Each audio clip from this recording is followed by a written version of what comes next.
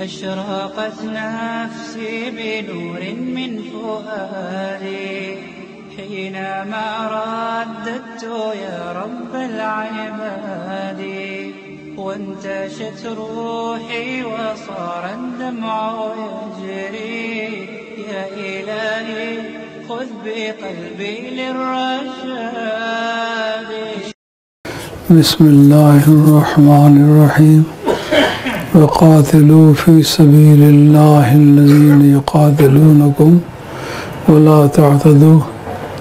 وقال بعد فمن اعتدى عليكم فاعتدوا عليه بمثل ما اعتدى عليكم. صدق الله مولانا العظيम. मोहतरम हाज़रीन, इस्लाम एक ऐसा आलमी ज़ाब्ता-ए ज़िंदगी है कि ज़िंदगी के हर दौर में, हर मुल्क में, हर बर-ए-आज़म में उसके ज़ाब्तों पर अमल किया जा सकता है और जो रहनुमाई मतलूब हो इस्लाम वो रहनुमाई मुहैया कर सकता है। इस वक्त हम जिस हाल में हैं ये लम्हा फ़िक्रिया है, सोच विचार का वक्त है कि खिता-ए कश्मीर में ज़बरदस्त जबर तशद्दुद हो रहा है। हमारे मुसलमान भाई मुख्तलिफ़ मसाइब से गुज़र रहे हैं। शरई उसूल ये है कि जिहाद फ़र्ज़ किफ़ाया है, यानी कलेक्टिव ड्यूटी है। जैसा फ़लस्तीन में जंग हो रही है तो जितने मुसलमान पूरे आलम इस्लाम में हैं सब उस ड्यूटी के पाबंद हैं।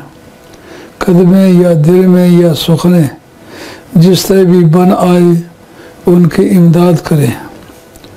अगर बाद उनकी इमदाद कर रहे हैं तो फिर आप उसमें एग्ज़म्प्ट हैं, उस ज़ाब्ते से मुस्तस्ना हैं। फ़र्ज़ किफ़ाया का यही माना, जैसे एक जनाजा हो गया है, कुछ लोगों ने उस जनाजे में शरीक होकर नमाज जनाजा पढ़ डाली है और कुछ लोग ऐसे हैं जो जनाजे में शरीक नहीं हो सके। फ़र्ज़ था मगर ड्यूटी इन पर्सन नहीं था, कलेक्टिव ड्यूटी थी, इसलिए बाज़ के अदायगी में शरीक होने की वजह से जो बंदे रह गए वो मुस्तस्ना हैं, उन पर किसी तरह की कोई कानूनी पकड़ नहीं है।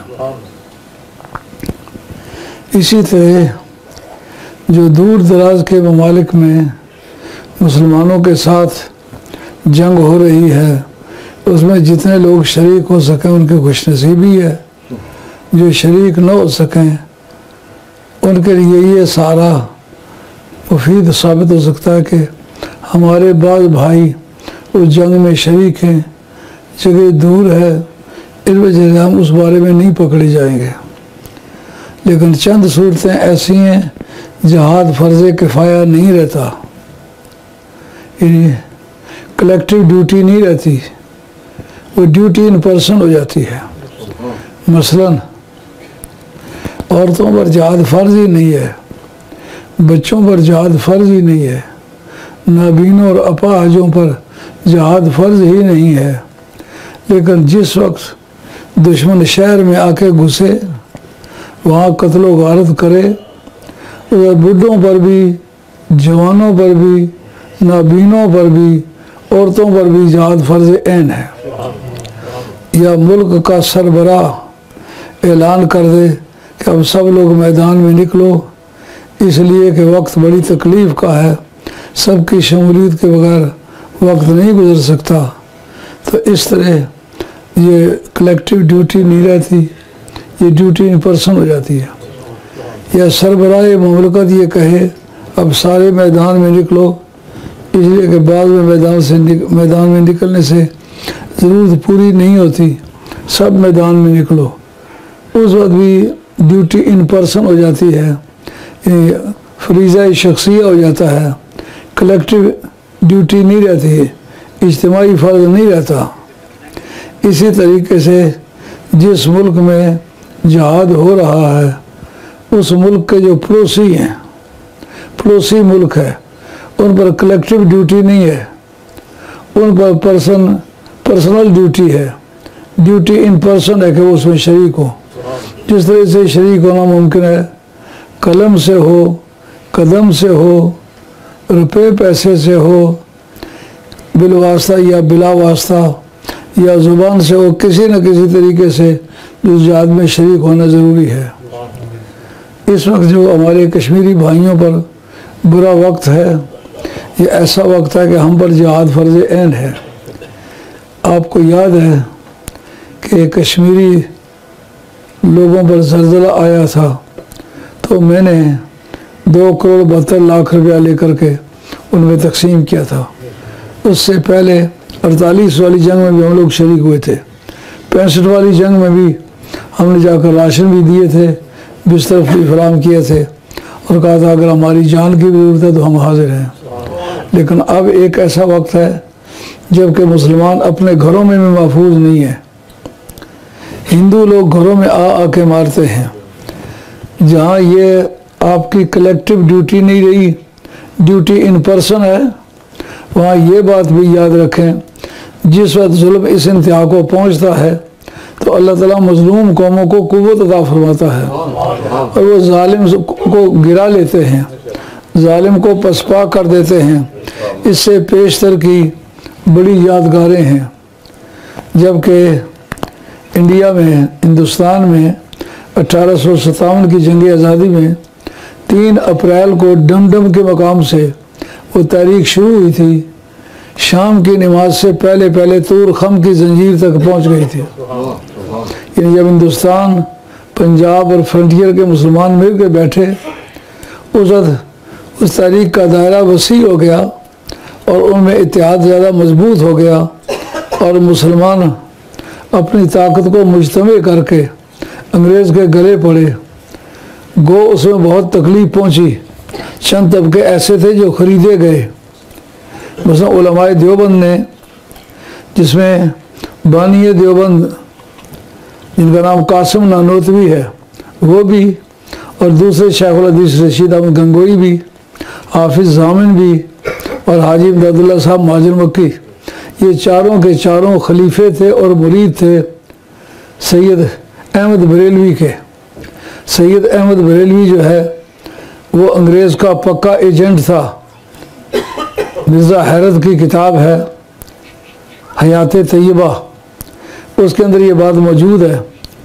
वो इन मुगलों में से महरूम ख़ानदान का आदमी था, वो इस तारीख में शामिल हो गया था।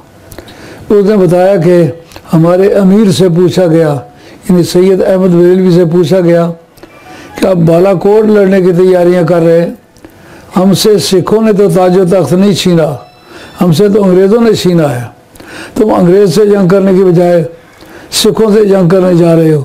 तो जवाब दिया था सैयद अहमद बरेलवी ने कि अंग्रेज़ों के साथ जिहाद करना ममनू है, इनके साथ जिहाद करना हराम है, इसलिए हम उधर जा रहे हैं। अब इसकी क्या बुनियाद है कि उनसे जिहाद करना हराम है? इसकी कोई बुनियाद नहीं। जो तो मुसलमान स्पेन में गए थे, स्पेन में हुकूमत क्रिश्चियन की थी, अंग्रेज़ों के साथ उनकी जंग हुई थी और मुसलमान जीते थे, वहाँ उन्होंने हुकूमत कायम की थी। और तारिक बिन ज़ियाद ने जबराल्टर पर, यानी वहाँ एक पहाड़ है जिसका नाम जबल तारक के नाम से मशहूर है, उस पर खड़े होकर पहले अजान कही थी, लेकिन आते वक्त उन्होंने कश्तियाँ जला दी थी। पूछा कश्तियाँ क्यों जला रहे हो, ये हमारी ज़रूरत की चीज़ है। उनका ज़रूरत की उस वक्त है जब हम भागने के लिए नहीं आए, अगर जिए तो इनकी कश्तियाँ इस्तेमाल करेंगे और अगर हम हारे तो वापस जाने की ज़रूरत नहीं, किस मुँह से कौम के सामने जाएंगे, फिर मौत कबूल करेंगे, वापस नहीं जाएंगे। तो क्रिश्चियन की हुकूमत थी ना, तो साबका मुसलमानों के अमल से ये किस जगह लिखा हुआ है कि क्रिश्चियन के साथ जंग हराम है? जब लड़े थे शाम के साथ, हुकूमत शाम में क्रिश्चियन की थी जिनसे फारूक आज़म लड़े थे, तो वो क्रिश्चियन वो थे जो पूरी दुनिया के क्रिश्चियंस के हेड थे। यहूद भी और नसारा भी उनको अपनी असल समझते थे, उनके साथ लड़े थे। तो वो चारों बुजुर्ग रशीद अहमद गंगोई 1, कासिम ननूतवी 2, हाफिज जामन 3 और हाजी इमदादुल्लाह साहब 4। ये चारों के चारों तज़किरतुर रशीद 1857 की जंग आज़ादी के अंदर मौजूद है कि ये अंग्रेज़ों की तरफ से मिल के तो मुसलमानों को मारा था इन्होंने। आज जो आले हदीस बने फिरते हैं, आले हदीस के मतलब साफ तौर पर तारीख़ पाकिस्तान में लिखा हुआ है। तारीख़ पाकिस्तान की कोई किताब ऐसी नहीं जिसमें यह ना लिखा हुआ हो कि उस वक्त 2 मौक़िफ़ थे। एक था मौक़िफ़ गज़ा का, जहाद का, और एक था मसलक वफ़ा का। इन अंग्रेज़ से वफ़ा कर लिए, इन दो को उन्होंने दीनी मसलक करार दे दिया था। तो मौलवी नज़ीर हुसैन देलवी, जिसका ना आगा सैयद ना पीछा सैयद, तो वो शाह जी रातों रात बन गए और रातों ही रात शमसुल उलमा बन गए। उसका नाम है अल इक़्तिसाद फिल एतिक़ाद, अल इक़्तिसाद फिल जहाद। ये उस मसलक की लिखी हुई किताब है। तो मौजूदा वक्त से लिखने वालों में खासी तादाद है इन अहले हदीसों की। वो कह रहे मसलक अहले हदीस को बचाने के लिए उन्होंने अंग्रेज़ के साथ मसलक वफ़ा अख्तियार किया था। ये शिबली नोमानी भी उसी मज़हब का था, जो अलीगढ़ वाला सैयद अहमद बरेलवी था वो भी उसी मसलक का आदमी था। ये सारे के सारे मुरीद थे सैयद अहमद बरेलवी के। और जब ये किताब लिखी गई अल इक़्तिसाद फिल जहाद, उसमें ये बात वाज़े की गई आले हदीस की तरफ से कि कुरान की जितनी आयतें हैं जिनमें लिखा हुआ है कि लड़ो, वो सब मनसूख हो गई हैं। इसलिए अंग्रेज़ से लड़ना जो है हराम है। इस पर उन्हें बाकायदा माहाना वजीफ़ा भी मिलता रहा। ये भी ऑन रिकॉर्ड मौजूद है। उर्दू में लिखी हुई किताब है, कोई ऐसी अरबी फ़ारसी में नहीं है कि पढ़ने में दिक्कत हो। उर्दू में लेकर पढ़े। तारीख़ पाकिस्तान, तारीख़ पाकिस्तान दोनों के अंदर ये लिखा हुआ मौजूद है कि उन्होंने मसलक अहले हदीस को बचाने के लिए उन्होंने मसलक वफ़ा इख्तियार किया। और मसलक वफ़ा इख्तियार करते थे तो कुरान का तो इनकार ना करते। तुमने तो कुरान का इनकार किया। आज वो रोज़ाना लंबी सी दाढ़ी वाला अखबारात में उसके बयानात आते हैं। वो जनरल सेक्रेटरी जमात आले हदीस, ये उसी जमात का आदमी है। आज वो नंबरदार बना फिरता है। कभी कहता है इस्वत मुस्लिमीन, कभी वो कहता है आज़ादी इस्लाम, इस तरह के मज़ामीन। कभी कहते हैं वाली बगदाद के बिदत से बहुत बड़ी नफरत थी, लेकिन ये नहीं बतलाया हम कौन हैं। ये भी तो बतलाना उनकी ड्यूटी है। जो तो किसी का कौल सुनो तो कायल की हैसियत को भी जानना पड़ता है। बुखारी पढ़ते हो तो पहले बुखारी की तारीफ पढ़ते हो ना कि वो इतना नेक आदमी था। इमाम अहमद खब्बल इनके सब के उस्ताद थे। इसलिए आज आले तहकीक की नज़रों में इन सब के हवालाजात काबिल गौर हैं कि इनको सच्चा समझे या ना समझे। क्यों? इमाम अहमद खम्बल की मुखालफत बताती है ये आले हक में साबित कदम नहीं रहे, ये फिसले हैं। अब जनाब उन्होंने क्या किया, उनको माना वजीफ़ा भी मिलता रहा, उनको शमसुल उलमा का टाइटल भी मिला, उनको जागीर भी मिली। ऑन रिकॉर्ड मौजूद है उर्दू में। पढ़ो और समझो, और जो ये बातें करे तो इनके मुकाबले में बात करो। तुम तो वो लोग हो जो पैसे लेके कुरान की आयतों को मनसूख करार दिया है, हालांकि नासिक को मनसूख करार देना हराम है। इन्होंने कहा जनाब जहाद मनसूख है। मुसलमानों, बुरा वक्त देख के कुरान को बदलना ये आले हक का काम नहीं है। आले हक का काम है कट मरना मगर पीछे ना हटना। इसकी मिसालें पहले भी मौजूद हैं। मुसलमानों को ऐसे बुरे औकात पेश आए हैं। यह 1857 की जंग आज़ादी बड़ी यादगारी नमूना है।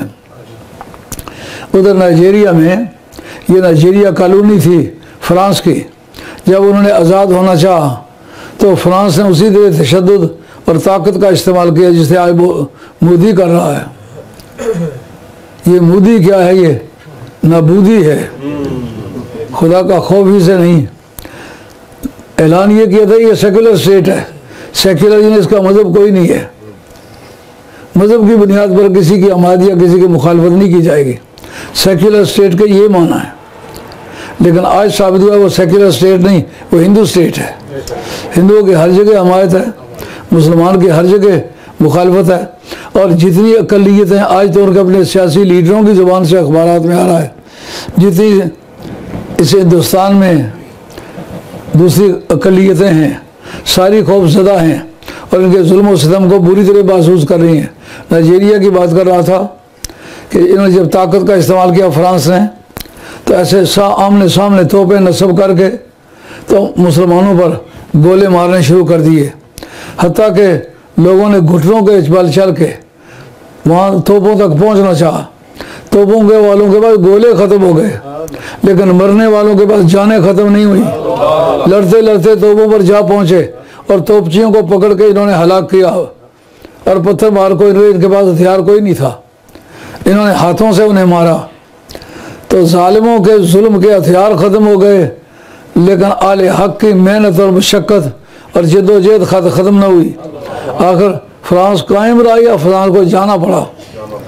इनका जो आखिरी मरला था जिसका नाम है जलियांवाला बाग, ये 3 अप्रैल सन 1919 में ये हमला किया गया। वाक़या ये था कि उस वक्त वो ताज़ा मामला गुजरा हुआ था। हर जगह से इनको एहसास होता था कि आज हमारी हुकूमत जाए या कल जाए। अब इनको किसी तरीके से ऐसा पीस के रख दो कि इनमें जान न रहे। जुल्म व सितम करते चले आए।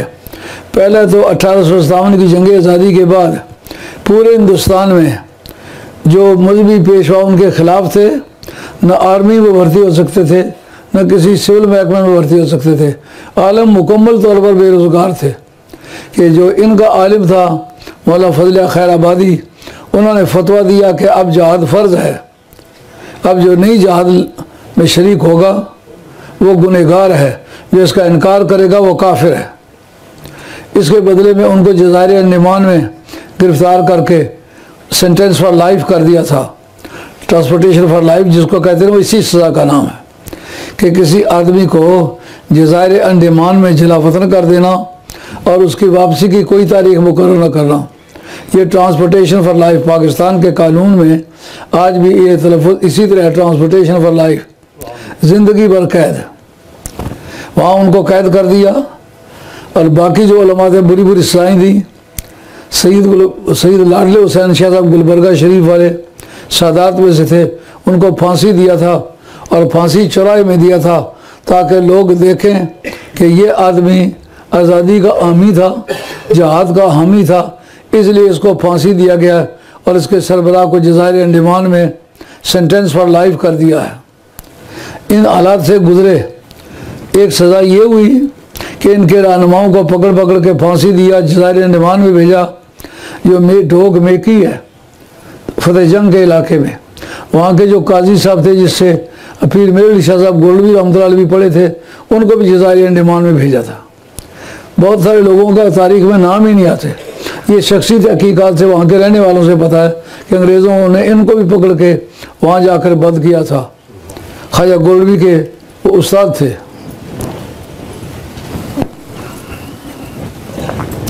तो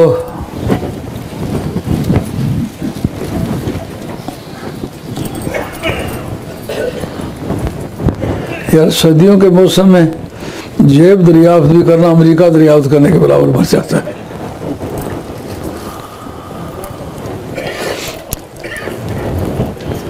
आज भी कहीं निकाल के मैंने पैसे बाहर रखे थे, मुझे पता था मुझे मस्जिद में जाना है। ये अल्लाह आपको जज़ाए खैर दे। आप दीन का बहुत काम करते हैं, अल्लाह आपको जज़ाए खैर अता फरमाएगा। एक सज़ा तो ये हुई थी जंग आज़ादी के हामियों को या फांसी या जज़ाइर अंडमान की सेंटेंस फॉर लाइफ ये हुई थी।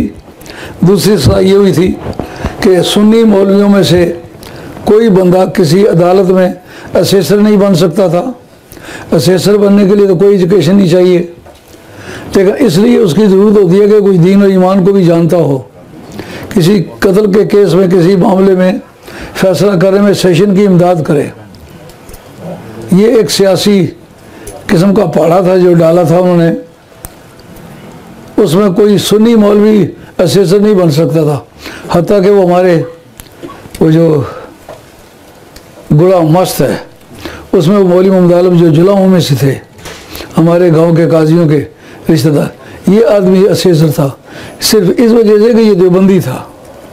सुन्नी उलमा को न किसी अदालत में असेसर रखते थे, न किसी स्कूल में टीचर रखते थे।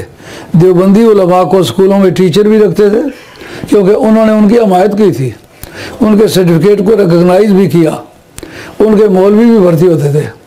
हमारा मौलवी अव्वल भर्ती हो नहीं सकता था, दूसरा अग्रिय के भर्ती होकर चला भी जाए तो मौलवी गया और मौलवी वापस आया, लेकिन उसको सरकारी तौर पर वर्दी अथराइज नहीं थी।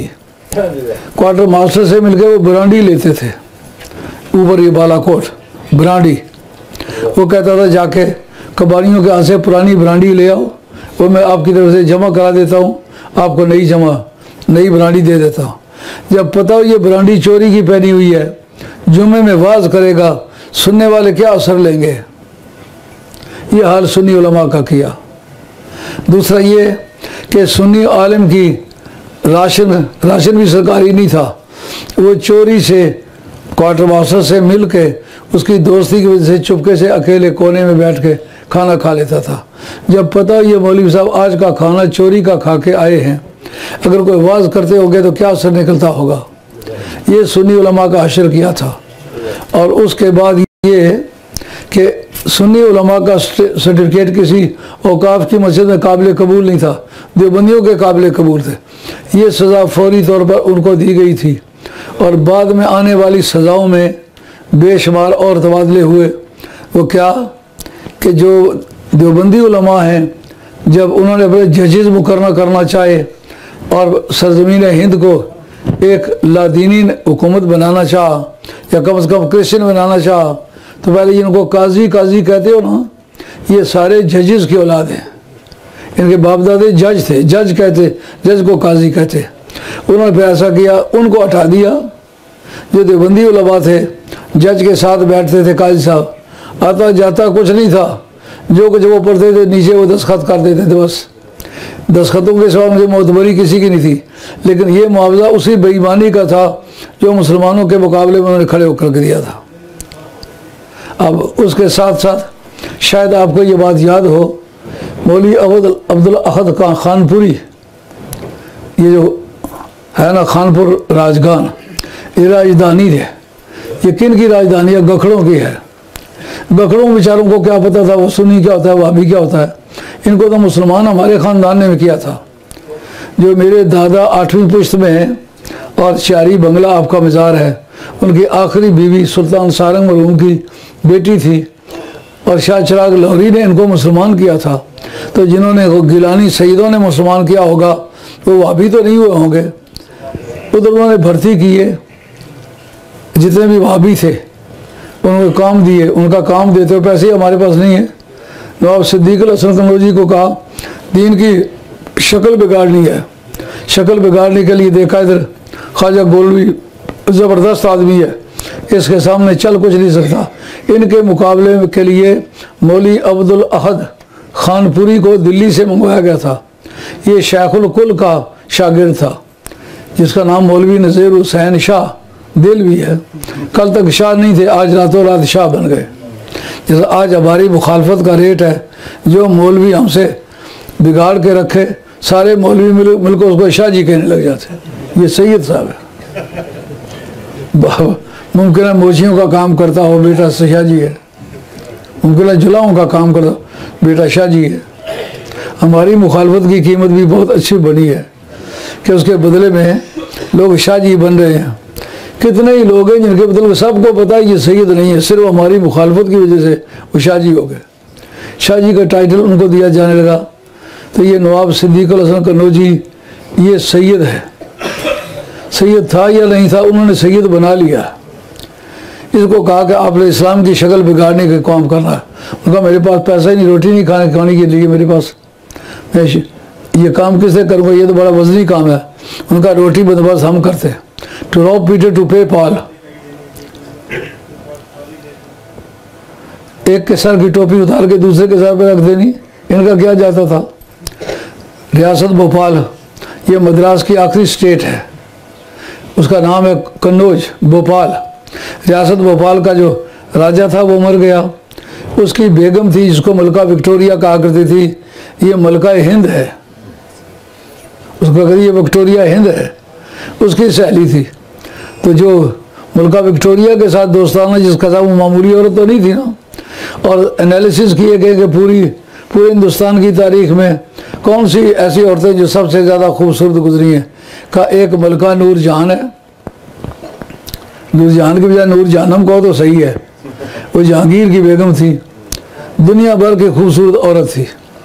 और शिया मज़हब उसकी मार्फत हिंदुस्तान में आया था।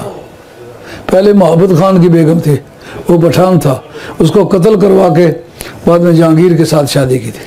और दूसरी ये नवाब जहां आरा बेगम, ये मद्रास की मलिका, रियासत भोपाल की मलिका।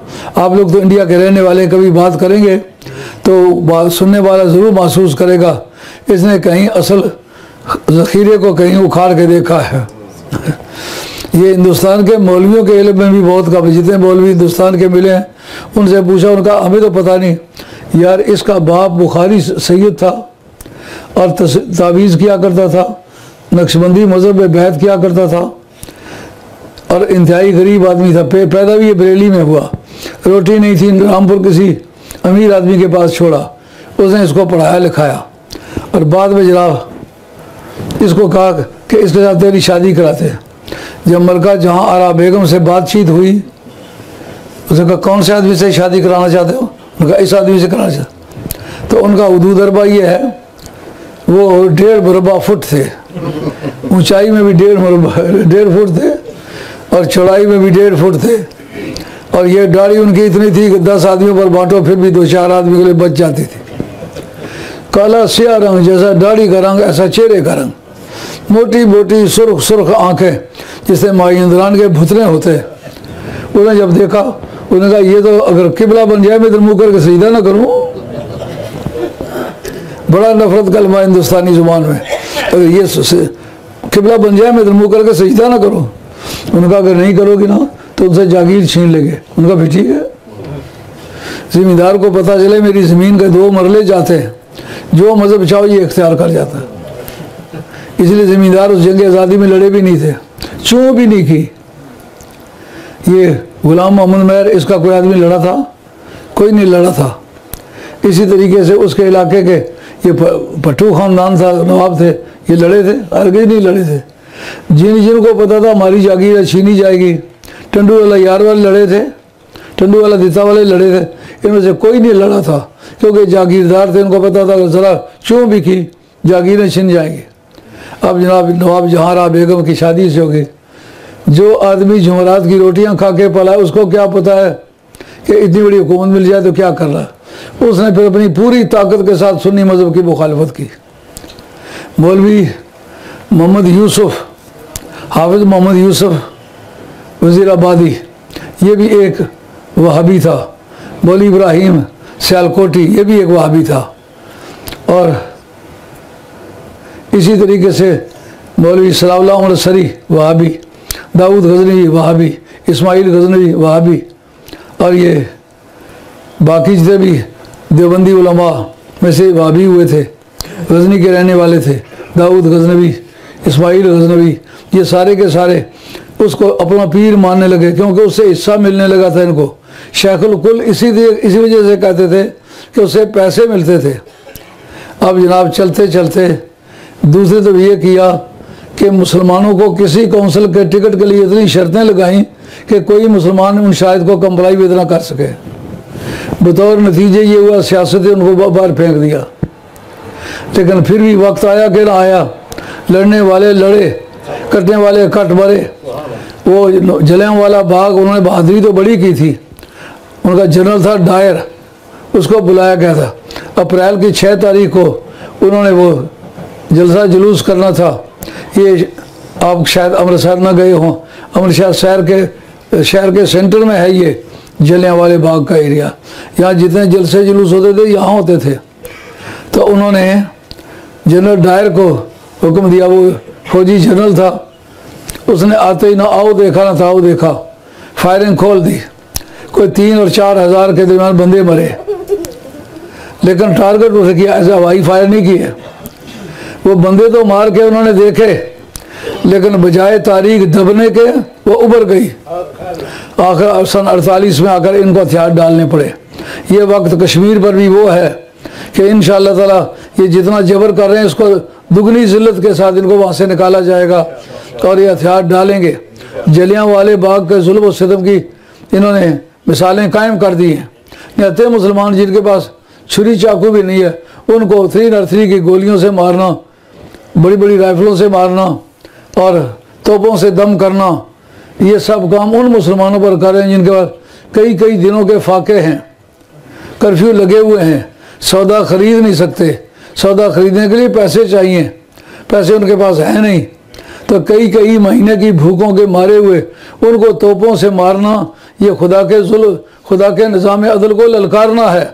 अदल खुदाबंदी ज़रूर इनका रास्ता रोकेगा और बहुत जल्द इंशाल्लाह वो वक्त आ रहा है कि कश्मीर को अल्लाह ताला आज़ादी अता फरमाएगा। रॉलेट एक्ट में बड़ा जालिमाना कानून ये था कि तुमने बगावत की, अब भी बगावत की सोच रहे हो, लेकिन जिसके ज़िम्मे बगावत का इल्ज़ाम हो उसके लिए गवर्नमेंट की ड्यूटी नहीं है कि गवाह पेश करे कि ये इसकी बगावत की शहादत है, नहीं, उसकी अपनी ड्यूटी है कि वो अपनी सफाई पेश करे। जिसको पकड़ के जेल में तुमने बंद कर दिया उसकी सफाई पेश करने के लिए कौन आए? और ये तो मुद्दई का उसूल है, इन्नल बैयिनता अलल मुद्दई वल यमीन अला मान अंकर, जो दावा दायर करे शहादत पेश करना उसका काम है। ये तो आलमी कानून है, ये सिर्फ मुसलमानों का कानून नहीं, आलमी कानून है। जो दावा करे शहादत वो पेश करे, जो दावे का इनकार करे कसम वो खाए। अब मुसलमानों को पकड़ पकड़ के हज़ारों नहीं लाखों की तादाद में जेलों में डाल रहे हैं, तो जहाँ धड़ाधड़ लोगों को जेलों में जाते हुए देखे, सफाई बयान करने वाला पीछे रहे ही कोई नहीं, तो सफाई कौन पेश करे? ये दुनिया के अंदर जुल्म और सितम की आखिरी मिसाल थी। जिस वक्त इस हद पर पहुँचे उस वक्त उनको अल्लाह ताला ने बड़ा जलील व खार करके इस मुल्क से निकाला। ये जिस मुल्क में हाकिम बन के गए थे वहाँ से जलील व खार होकर निकले हैं। इसलिए मैं समझता हूँ मुसलमानों को इस वक्त कश्मीर के मुसलमानों की सपोर्ट करनी चाहिए और अखबारात में, मीडिया में अपने आरा पेश करनी चाहिए ताकि लोगों का इज्तिमाई दबाव पड़े और महसूस करें। जैसा कि उनके अपने सियासी लीडरों ने, मुफ्ती महबूबा मुफ्ती ने, उसने उनके ख़िलाफ़ बयान दिया है कि ये जबर तशद्दुद से इसको रोकना चाहते हो, जबर तशद्दुद इसका हल नहीं, ये कोई हुकूमत करने का तरीका कार नहीं। या उन्होंने जो नेशनल कांग्रेस वाले हैं उन्होंने भी बयान दिया है कि ये जो तुम कर रहे हो ये कोई तदबीर नहीं है, ये सिर्फ जुल्म है। तो इस तरह उनके अंदरूनी हलकों में से भी आवाज़ आने लगी है। आप भी शोर मचाएं, अखबारात में दें, टीवियों पर बयान लाएं, टीवियों वालों की ड्यूटी है इसका खूब प्रोपेगेंडा करें। और प्रोपेगेंडा झूठा नहीं है, सच्चाई पर मबनी है। जो मुसलमान जनाजे पर गए उन पर गोलियाँ चलाई हैं, उनको मारा है। दुनिया के कौन से ज़ाब्ता इंसाफ में इसकी तायद मिलेगी? कोई नमाज जनाजा के लिए गया हुआ है, बंदा मरा हुआ है, उन पर तुम गोलियां चला रहे हो। और माँ बहन उम्मीद से बच्चा होने वाला है, तुम उसको ले के घसीटते हो, उसको पकड़ के बंदूकों के बट मारते हो। कोई इंसाफ भी दुनिया में कोई चीज़ है कि नहीं? इंसानियत भी कोई चीज़ है कि नहीं? किसी भी इंसान के हाथ में राइफल का बट दे दो, एक उम्मीदवार माँ बहन जिसके यहाँ बच्चा होने वाला का इसको मारो, अगर वाकई इंसान की नस्ल में से है, इंसान की पुश्त में से है, कभी ऐसी औरत पर हाथ नहीं उठा सकेगा। तो फिर ये पूरे हिंदुस्तान को जो ये मिजाज दिया है, हलाली आदमी ने नहीं दिया, किसी नाजायज़ बच्चे ने ये उनको मशवरा दिया है। अल्लाह मेरा और आपका ख़ात्मा सच्चे दीन पर करे और सच्चे दीन पर हमारा ख़ात्मा फरमाए और क़यामत के मैदान में अल्लाह ताला सरकार के ग़ुलामों में खड़ा करे। लेकिन ये वक्त खामोश रहने का नहीं है, ये वक्त मुसलमानों के भड़कने का है और कौलो कलम से इस बात को फैलाने का है कि ये जालिम हैं, इनके जुल्म से इंसानियत को बचाओ। सिर्फ कश्मीर के मुसलमान नहीं बल्कि बम्बे में, दिल्ली में रहने वाले, कलकत्ते में रहने वाले, बिहार में रहने वाले, यूपीसीबी में रहने वाले मुसलमान सारे हरासा हैं। सिर्फ मुसलमान हरासा नहीं, क्रिश्चियन हरासा हैं, जूस हरासा हैं। मद्रास के इलाके में जूस की बड़ी तादाद है। सबसे पहले तौरात का तर्जमा गैर मुल्की ज़ुबान में हुआ है, जिसको आप कहेंगे मद्रास की वो ज़ुबान है, टैमिल उसको कहते हैं, टैमिल ज़ुबान में हुआ है।